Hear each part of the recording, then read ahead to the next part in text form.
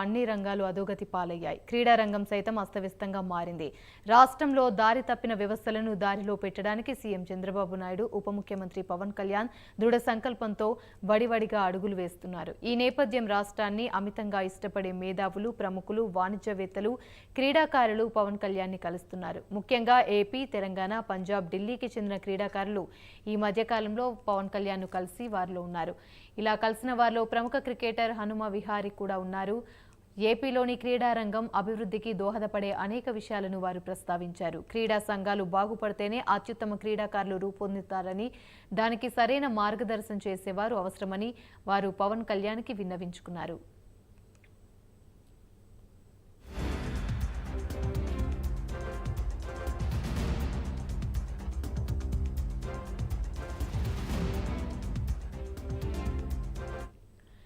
క్రీడలతో సంబంధం లేని వారి చేతికి క్రీడా సంఘాలను అప్పగించవద్దని వారు ఆవేదనతో విన్నవించారు. క్రికెట్లో అనుభవం ఉన్నవారికే క్రికెట్ సంఘం బాధ్యతలు అప్పగించాలని, అలాగే కబడ్డీ ఆటపై పట్టు ఉన్నవారికే కబడ్డీ సంఘాన్ని అప్పగించాలని, ఇదే పద్ధతి అన్ని సంఘాలతో అమలు చేస్తే ఏపీ క్రీడా రంగంలో అగ్రగామిగా నిలుస్తుందని సూచించారు. కొన్ని విషయాలను క్రీడాకారులు వివరించినప్పుడు పవన్ కళ్యాణ్ ఆవేదన చెందారు. కొన్ని క్రీడా సంఘాలు రాజకీయ ఉపాధి, ఆవాస కేంద్రాలుగా మారిపోవడం వల్ల క్రీడాకారులకు ఇచ్చే సర్టిఫికెట్లు అంగడి సరుకుగా మారిపోయాయని తెలిపారు. దానివల్ల ఎటువంటి క్రీడా అనుభవం లేనివారు క్రీడాకారుల కోటాలో ప్రభుత్వ ఉద్యోగాలు, విద్యా సంస్థలు సీట్లు పొందుతున్నారని ఆవేదన వ్యక్తం చేశారు. క్రీడా సంఘాల్లో తిష్టవేసిన రాజకీయ నాయకులు క్రీడాకారుల ఎంపికలో తమ బంధువులు, సన్నిహితులు, పిల్లలను వారి అధికార దర్పంతో ఎంపిక చేయిస్తున్నారని, ఫలితంగా పోటీలో వారు నిలబడకపోతున్నారని తమ బాధను వెలిబుచ్చారు.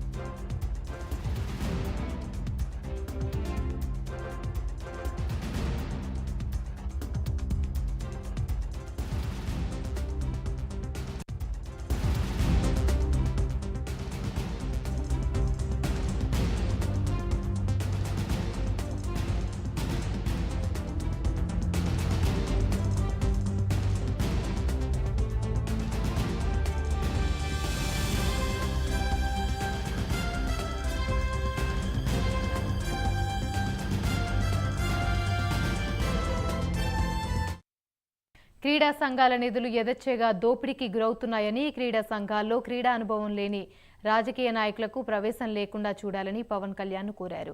రాష్ట్రంలో క్రీడల అభివృద్ధికి, ముఖ్యంగా క్రికెట్ అభివృద్ధికి తమ వంతు తోడ్పాటు అందిస్తామని వారు ముందుకొచ్చారు. క్రీడాకారుల అభిప్రాయాలు, సలహాలు, సూచనలు విన్న పవన్ కళ్యాణ్ స్పందిస్తూ ఈ విషయంపై ముఖ్యమంత్రి చంద్రబాబుతో చర్చిస్తానని వారికి హామీ ఇచ్చారు. ఈ క్రీడా సంఘాలపైన ప్రత్యేక దృష్టి సారిస్తానని, క్రీడలకు వైభవాన్ని తప్పకుండా తీసుకొని వస్తామని పవన్ కళ్యాణ్ భరోసానిచ్చారు.